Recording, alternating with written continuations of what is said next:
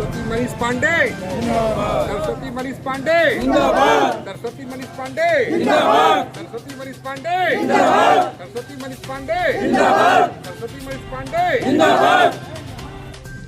और जनता की सेवा करते ही उनको देखे हैं। आज हमको वो मौका मिला है कि उनके साथ हम कदम से कदम मिला के आगे चलें। जहाँ तक गिद्धौर के क्षेत्र की बात है तो मैं हमेशा जनता के सुख दुख में उनके साथ रहा हूँ।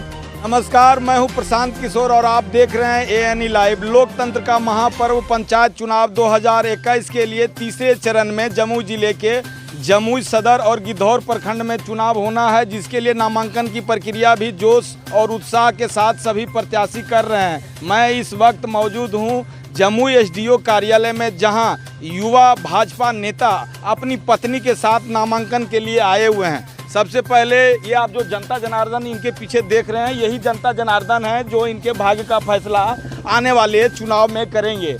और सबसे पहले मैं प्रत्याशी से पहले परिचय आपको करा देता हूं। क्या नाम हुआ आपका? जी, सरस्वती पांडे, किस पद के लिए हैं यहाँ? जिला परिषद, और ये कौन सा भाग है? क्षेत्र संख्या 3। क्षेत्र संख्या 3 से लिए कुछ योजनाएं हैं जो लेकर आप जनता के बीच में जा रहे हैं। कौन सी योजनाएं हैं आपके लिए? पहले तो महिलाओं का विकास, क्षेत्र का विकास, सड़क, जल, बहुत सी योजनाएं हैं जिनको पूरा करना है। सरकार की जो जी, योजनाएं हैं जी। उसको मूर्त रूप देना है। जी, तो ये प्रत्याशी हैं जो बता रहे हैं काफ़ी बेबाकी के साथ जो सरकार की योजना है उनको मूर्त रूप देना है। मैं युवा नेता जो हैं मनीष पांडे जी, जिनकी धर्मपत्नी इस चुनावी मैदान में है। मैं मनीष पांडे जी, सबसे पहले हमसे बात करने के लिए आपका स्वागत बहुत है। बहुत धन्यवाद। और मनीष पांडे जी, ये क्या योजना है? क्योंकि आपकी माता जी भी पहले क्षेत्र में जिला परिषद जीती हुई थी और इस बार जो है आपकी धर्मपत्नी मैदान में आई हैं। तो सबसे पहले ये बताएं कि माता जी की जगह पर धर्मपत्नी को लाने का क्या मकसद मुख्य रहा? ये मेरा दुर्भाग्य है कि जब चुनाव हुआ था तो मैं काउंटिंग में भी नहीं रह पाया था, क्योंकि मेरी एक 5 साल की बेटी थी और वह बेटी उसी समय उसकी तबीयत खराब हुई और दुर्भाग्य से मैं काउंटिंग में नहीं रह पाया। यहाँ तक कि हमारे परिवार के सदस्य भी कोई एक जीत का माला भी नहीं पहन पाए। बेटी चली गई, हम लोगों के बीच में नहीं रही। और उसके बाद ऐसा हुआ कि हम और मेरी पत्नी दोनों जो थे वो मतलब समझिए कि तो और कुछ ऐसा हुआ कि पिछले 2 वर्षों से मेरे पिताजी इतने बीमार हैं, उनके दोनों आँख की रोशनी चली गई है। तो मेरी माँ को दिन रात उनके आँख की रोशनी बनकर उनके साथ सेवा करना पड़ता है। इन परेशानियों के बाद भी, जो पारिवारिक परेशानी है, इन परेशानियों के बाद भी हमारी माता जी ने जो भी बैठकें हुई, 9-10 जिला परिषद की बैठकें हुई, किसी भी बैठकों को छोड़ने का काम नहीं किया। और गिद्धौर प्रखंड की समस्याएं जो थी, मूलभूत जो समस्याएं थी, उसको जिला परिषद की बैठक में उठाने का काम किया। तो मैं यह मुझे इस बात का गर्व होता है कि मैं इतनी मतलब पारिवारिक परेशानी में होते हुए भी हमने जनता की जो आवाज़ थी उसको जिला परिषद की बैठकों में उठाने का अपनी माता जी के माध्यम से काम किया। और इस बात का मुझे गर्व है और मुझे यह भरोसा है कि आने वाले चुनाव में भी मेरी धर्मपत्नी को जनता का आशीर्वाद निश्चित रूप से मिलेगा। मनीष जी, आपकी माता जी भी रहीं और बहुत बैठकों में आपने जैसा बताया कि काफ़ी मामलों को उठाते भी रहे, तो कौन सा मतलब और ऐसे कार्य हैं जो छूट गए हैं और उसको इस बार जो है मूर्त रूप देना आपके लिए प्राथमिकता? बिल्कुल ऐसा था कि सबसे पहले तो बात ये थी कि हम लोगों के साथ एक बहुत बड़ी समस्या थी कि मुख्यमंत्री जी ने जो पंचम वित्त आयोग का जो निधि आया था, उस निधि को सिर्फ गली और नली से ही जोड़ा था। मतलब मुखिया को भी वही काम करना था, समिति को भी ये करना था, जिला परिषद को भी ये करना था। और जिला परिषद को पंचायत से NOC लेना पड़ता था। मतलब मुखिया जी अगर नहीं चाहेंगे तो उस योजना को जिला परिषद नहीं कर सकता। ये एक बहुत बड़ी विडंबना, जिसको हम लोग आगे भी उठाएंगे अपने पंचायती राज मंत्री सम्राट चौधरी जी के माध्यम से। तो ये समस्याएं हम लोग के साथ आई, तो हम लोग जो वार्ड समिति जिस कार्य को छोड़ देती थी उसी कार्य को हम लोग कर सकते थे।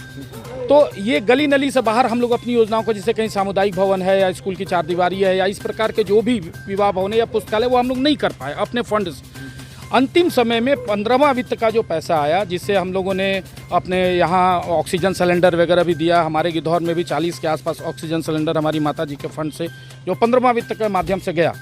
तो ये जो समस्या थी, तो 15वां वित्त का जो पैसा आया उससे हमने अन्य विकास का जो काम है वो हम लोग कर पाए। लेकिन यह कर नहीं पाई, यह अधूरा रह गया, इसलिए कि आचार संहिता लागू हुआ तो सबका फंड बचा रह गया। तो योजनाएं जो है वह कुछ फाइलों में है, कुछ अधूरी हैं, ऐसे करके कई ऐसी समस्याएं हैं जिसको हम उठा चुके हैं ऑलरेडी। और आने वाले समय में जो चुनाव होगा, जनता का अगर सहयोग हमको मिलता है तो वो सारी योजनाएं पूरी होगी निश्चित रूप से। 5 समस्या से मैं वाकिफ़ हूँ, ऐसा बात नहीं, लेकिन जनप्रतिनिधि के नाते सांसद और विधायक भी 5 साल में सारी समस्याओं का समाधान नहीं कर पाते। मैं तो जिला परिषद का सदस्य, अपनी माता जी मेरी रही, लेकिन समस्याएं मेरे पास है। ईमानदारी के साथ मैं कहता हूं, उन समस्याओं को अगर जनता हमें आशीर्वाद देती है तो निश्चित रूप से आगे बढ़ेगा। अच्छा, एक सवाल अपने तरफ से भी कर देता हूं कि आपकी माताजी पहले से जीती हुई थी, धर्मपत्नी इस बार मैदान में है, आप कितने अधिक मतों से जीत के प्रति आश्वस्त हैं, ये भी बता दें जनता का। देखिए, मैंने अपने जीवन में कभी भी जात पात की राजनीति कभी नहीं की अपने जीवन में। और मैं जाति से आता हूं, हालांकि ये बात मुझे ऑनलाइन नहीं कहना चाहिए, लेकिन मुझे गर्व है कि मैं जिस जाति से आता हूं, तो जो वोट रूपी, बूथ रूपी जो खरिहान है, उसका जो उसको कहते हैं बिसनप्रीत, वह मेरा हर बूथों पर उपलब्ध है। ये आपको बता देते हैं, चाहे वो कोई भी किसी भी जाति का बूथ हो, वहाँ पंडित जी का बिसनप्रीत है, कहीं मुट्ठी में है, कहीं सूप में है। ठीक है, तो इसीलिए मुझे जनता का आशीर्वाद हमेशा मिलेगा, मुझे इस बात का पूरा भरोसा है।